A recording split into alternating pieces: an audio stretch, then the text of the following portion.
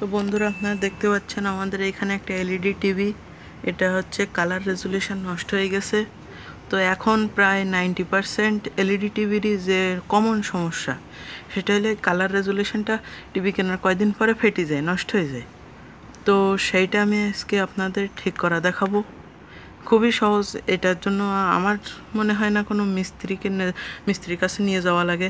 তো আমাদের টিভির সাথে এরকম একটা রিমোট দেয়। তো আমরা এখন টিভিটা ঠিক করার জন্য ফুল প্রসেসিংটা আমরা এখন এখানে দেখাবো। তো রিমোটে এই যে মেনু বাটন আছে, এই যে একবার এই যে মেনু বাটনটা চাপ দেবেন, তারপরে ওয়ান বাটনে দুইবার চাপ দেবেন, 1147।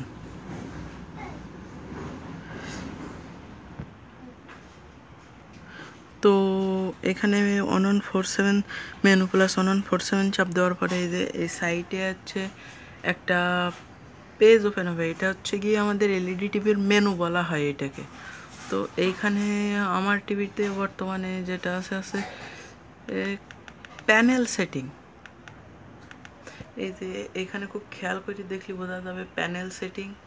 তো এই প্যানেল সেটিংয়ে ভিতরে যাবেন, যাওয়ার পরে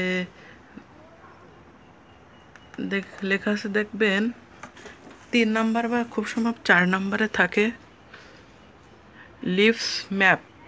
তো এই লিভস ম্যাপে যাওয়ার পরে এই যে এইখানে এই যে এইদিকে যে অ্যারো বাটনটা আছে রিমোটে, এটা চাপ দেবেন, দেখবেন আপনাদের টিভি আবার আগের মতন হয়ে যাবে।